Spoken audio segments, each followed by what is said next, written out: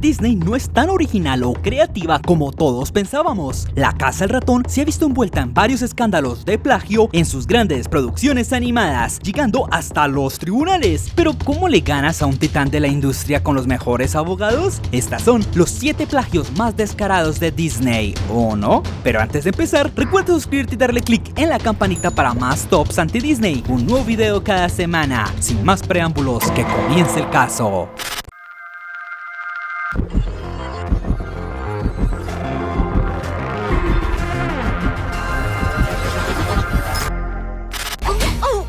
¡Un mareo!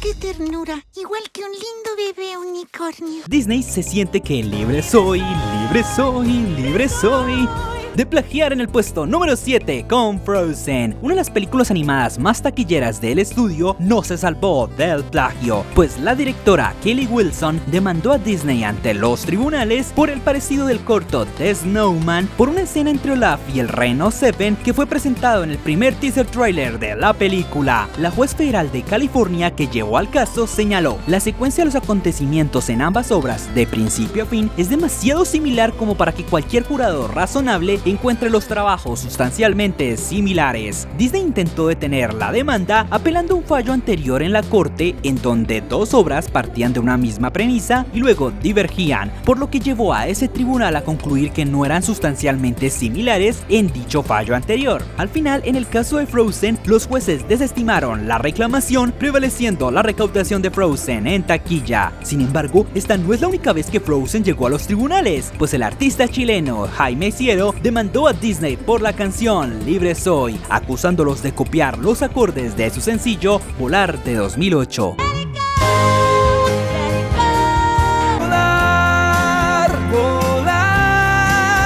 Nuevamente Disney volvió a ganar por vencimiento de términos, ya que Jaime había esperado 4 años desde el estreno de la película para presentar su demanda.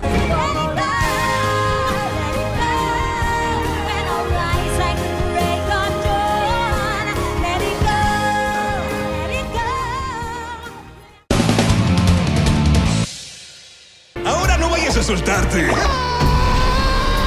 ¡Ay, no! Oye, no ensucies mi espalda, la acabo de encerar. Disney empieza a oler a pescado podrido en el puesto número 6, nada menos que Buscando a Nemo. Esta adorable y conmovedora película que salvó la relación entre Disney y Pixar se enfrentó en los tribunales contra el autor francés Frank Le Calvez, quien demandó a la Casa del Ratón por plagiar tanto a los personajes como a la trama de su libro Pierrot el pez payaso, publicado originalmente en 1995, que también contaba con un pez payaso, un pez cirujano y una gamba limpiadora. Le Calvez financió él mismo la edición de su libro, pero múltiples librerías han rechazado venderlo a causa de Nemo y sus productos derivados, por lo que él exigió a Disney la gran suma de 38.000 euros por daños y prejuicios a su obra, además de la responsabilidad por los gastos públicos en los honorarios de su abogado. Tristemente, él nunca los consiguió, pues en febrero de 2004 Disney consiguió ganar la batalla y el Gran Tribunal de París condenó a Frank a pagarle los 38.000 euros a Disney más unos 23.000 euros por costos judiciales, además de abandonar la publicación de su libro. Según los jueces, Le Calvez actuó fraudulentamente al registrar la marca Pierrot en marzo de 2003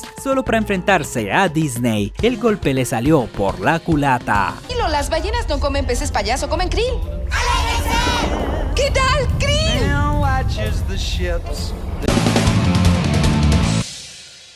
Con mi GPS de Guía Explorador, nunca nos perderemos.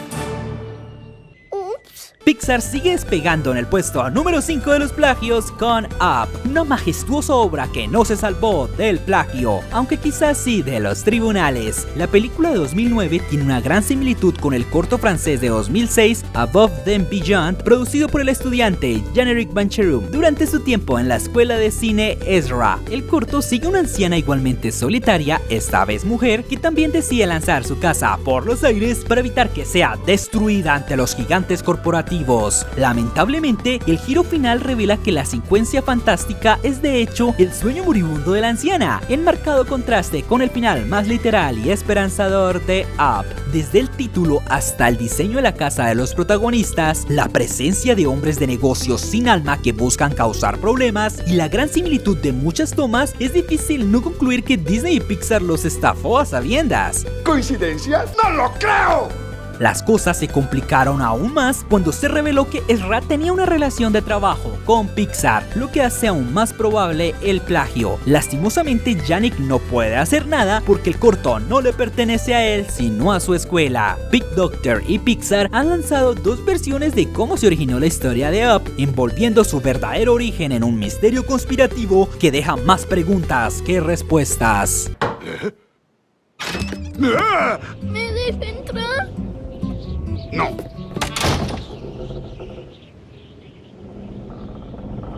Bueno, entra.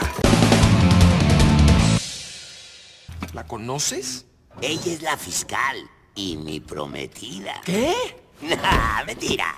Solo me quiere por mi físico. ¿Qué pasa cuando tienes una gran idea, la presentas a Disney, te rechazan y luego ellos te la roban? Esta triste historia llega al puesto número 4 con Cars, una película que de por sí ya es una copia exacta de la clásica comedia de culto Doc Hollywood, protagonizada por alias Martin McFly en 1991. Pero esto no fue suficiente para Pixar, quien además se robó la idea de los autos parlantes a uno de sus empleados, Jürgen Kublin, quien trabajó con John Lasseter en Bichos y le presentó la idea de Cars, titulada originalmente como Yellow Car, en la que cuentan la historia de un auto eléctrico en un mundo de autos que consumen mucha gasolina. En esta historia también había un sheriff, un camión de bomberos, una grúa, una van Volkswagen hippie, un jeep militar, aviones, trenes e incluso un corredor excéntrico, el cual compite con el carro amarillo en una carrera y le gana. Sí, en este universo temprano de Cars sí existían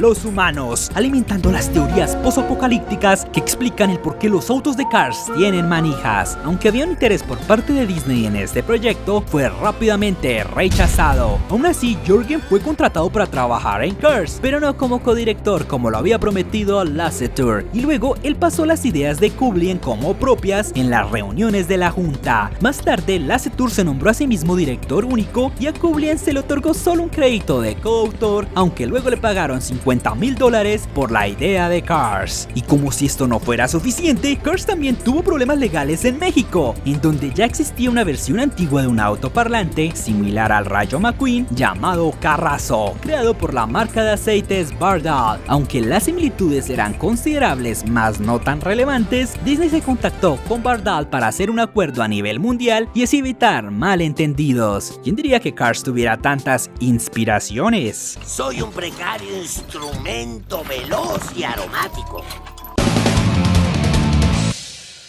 ¿Lista para hacer un mundo mejor? Disney sigue plagiando a sus empleados en el puesto número 3 con Zootopia, una película cuyo concepto original parece sacado de las viejas obsesiones furras de Disney, pero esto aparentemente no es del todo cierto. El productor y director de Anastasia, que ahora le pertenece a Disney, Gary L. Goldman, presentó una demanda por infracción de derechos de autor contra Disney por Zootopia, quien afirma que fue él quien presentó 2 veces el concepto a Disney para una película de acción en vivo titulada Looney, que trataba sobre un animador socialmente incómodo que crea una caricatura de televisión autoinspirada llamada Zootopia. Los diseños de personajes, diálogos, temas e incluso el nombre fueron presentados a la Casa del Ratón por Goldman tanto en 2000 como en 2009 y que además tienen características que son prácticamente iguales a las de Zootopia en su estética, pero le han dado un cambio de raza. Por ejemplo, la conejita Judy era en realidad una ardilla y el zorro Nick era una hiena. Después de meses de deliberaciones de ida y vuelta entre las dos partes, el juez federal del distrito, Michael W. Fitzgerald, desestimó los reclamos de infracción el 8 de noviembre de 2017, como se indica en la revisión final. El esfuerzo de Goldman para hacer que las tramas de Looney y Zootopia parecieran similares se tensaron. Todas las supuestas similitudes entre las dos obras eran temas, no puntos de la trama, o secuencias de eventos que eran demasiado generales como para ser protegidos por la ley de derechos de autor. Goldman apeló nuevamente el caso, pero volvió a ser desestimado el 24 de abril de 2009. ¡Zorro charlatán! Es una treta, tesoro. Y no te mentí yo. Él sí.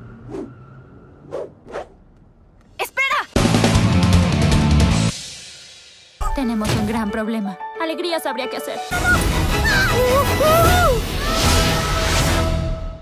¿Ya digo esa grosería o no? Pixar regresa a los tribunales en el puesto número 2 con Intensamente, película que fue elegida por la crítica por su innovadora forma de mostrar conceptos abstractos psicológicos de una forma creativa, pero quizás su inspiración es del todo original, pues la psicóloga infantil Denise Daniels demandó en 2017 a la compañía por haber copiado su idea original de Munsters, una técnica de consulta para niños traumatizados en la que sí se tenía en cuenta la identificación de 5 emociones mediante colores y así ayudarles a expresar sus sentimientos. Daniels afirmó haber presentado la idea a los ejecutivos de Disney entre 2006 y 2009 y que presuntamente había tenido conversaciones con Pete Docter, quien en el futuro dirigió la película. Nuevamente Disney se volvió a salir con la suya y el tribunal falló a su favor, afirmando que desarrollar un personaje como una versión antropomorfizada de una emoción específica no es suficiente en sí mismo para establecer un personaje sujeto a derechos de autor. Pero como si esto no fuera suficiente, otras 2 demandas fueron realizadas en 2018. La autora Carla J. Masterson demandó a Disney por infringir sus libros What's On in the Other Side of the Rainbow. Nuevamente en 2020, el tribunal volvió a fallar a favor de Disney, afirmando que las obras no eran sustancialmente similares como para considerarse plagio. Pero increíblemente, esto no pasó con el tercer caso, el cual fue presentado por Damon Pursian, un ex estudiante del Sheridan College, quien asegura que en el año 1999 escribió un guión para una clase titulado Inside Out, título que también es el original de la película de Pixar. Su guión no era exactamente igual al de Intensamente, ya que la historia estaba protagonizada por los órganos de un niño llamado Lewis y no por sus emociones antropomorfizadas, como sucede en la película de Pixar. Sin embargo, cada órgano tenía una personalidad distinguida y reaccionaba a las emociones del niño. El caso fue presentado ante un tribunal en Ontario, Canadá, pidiéndole a la corte que el demandado responda por daños financieros por $1 millón y que el nombre de Pursian se agregue a los créditos de la película. Increíblemente, Pursian logró su cometido. Bueno, parcialmente. Los derechos de Inside Out en Canadá le siguen perteneciendo a Disney, pero la corte le ordenó a Disney que pagara a Pursian $25,000 en costos legales porque tuvo sustancialmente, pero no del todo éxito en esta apelación. Lo logró, señor. ¿Lo logré? Lo logró. Lo logró. Debes vengar mi muerte, Kimba.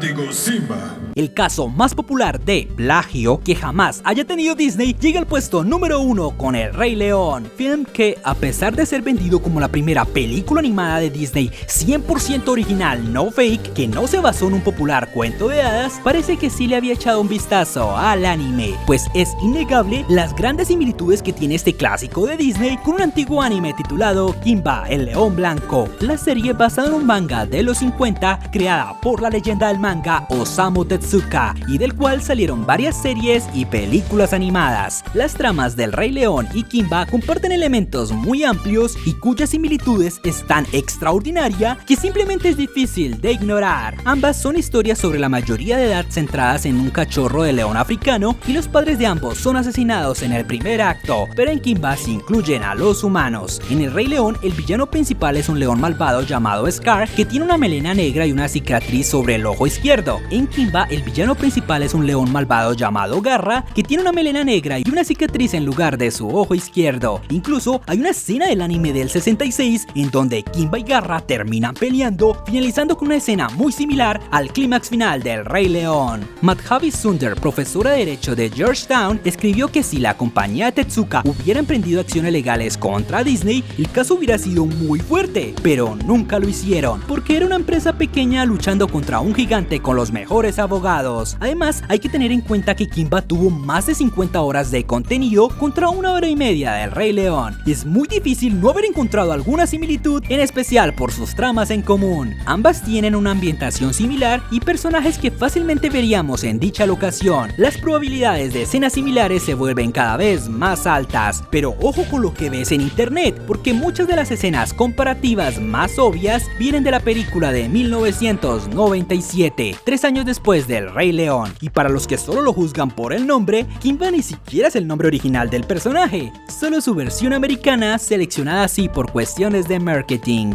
Realmente saber si fue o no fue plagio es cuestión de mirarlo detalladamente con una lupa. No puedes simplemente tomar clips similares de todo ese gran contenido, sacarlo de su contexto y usarlo para decir que Disney cometió plagio. Si bien, como lo demuestran todos estos candidatos, quizás Disney sí ha tomado algo de inspiración y muchas veces ni siquiera es acreditada o remunerada, pero tampoco es fácil de negar que muchas de las refutaciones tienen sentido y se necesita más que una serie de coincidencias o similitudes fuera de contexto para ganarle en los tribunales a la perversa corporación.